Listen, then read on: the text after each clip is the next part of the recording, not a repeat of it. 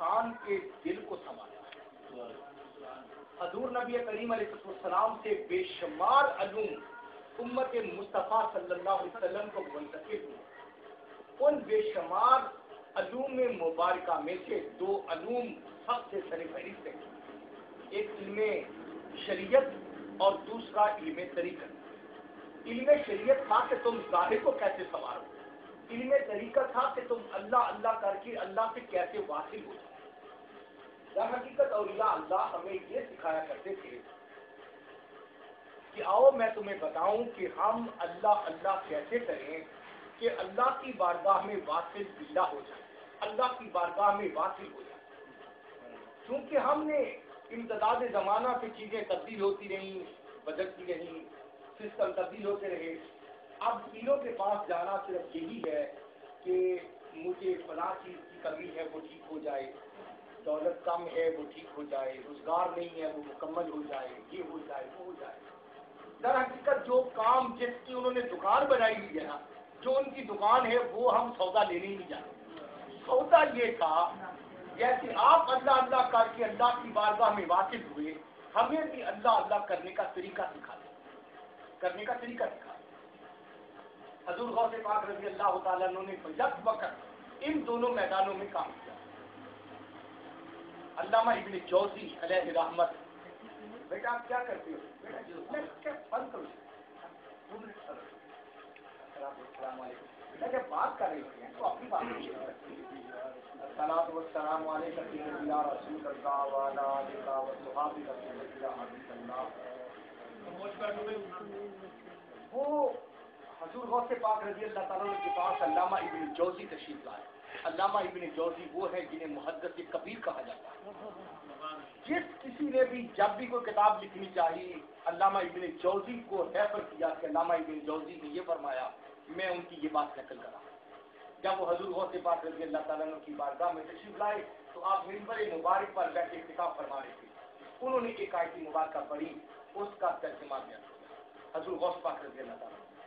امام ابن جوزی کہتے ہیں میں نے اپنے دل میں کہا یہ ترجمہ مجھے آتا ہے۔ آپ نے دوسرا ترجمہ کیا، میں نے اپنے دل میں سوچا یہ بھی مجھے آتا ہے۔ آپ نے تیسرا ترجمہ کیا، میں نے کہا یہ بھی مجھے آتا ہے۔ آپ نے چوتھا ترجمہ کیا تو میں نے کہا کہ یہ تو مجھے نہیں آتا۔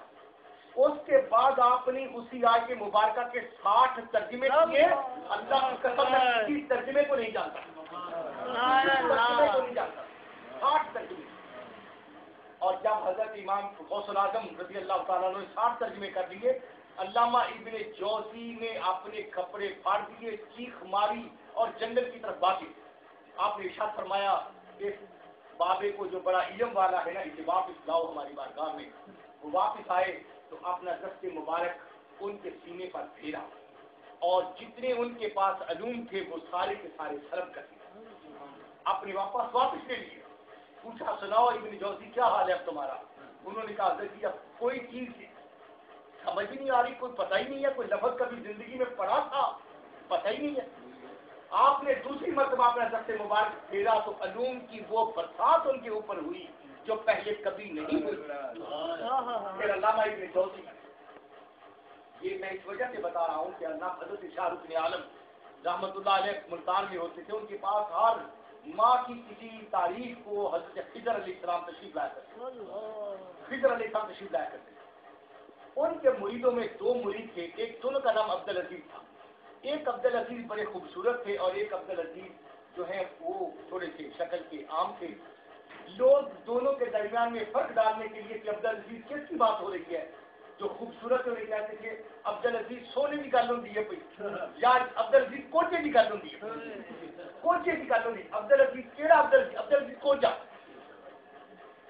باری تھی اس دن روحانی تربیت کی حضرت عبدالعزیز سونے کی کہ حضرت خضر علیہ السلام ان کی گھر میں تشریف لائے اور آ کر اندر سے آواز دی عبدالعزیز۔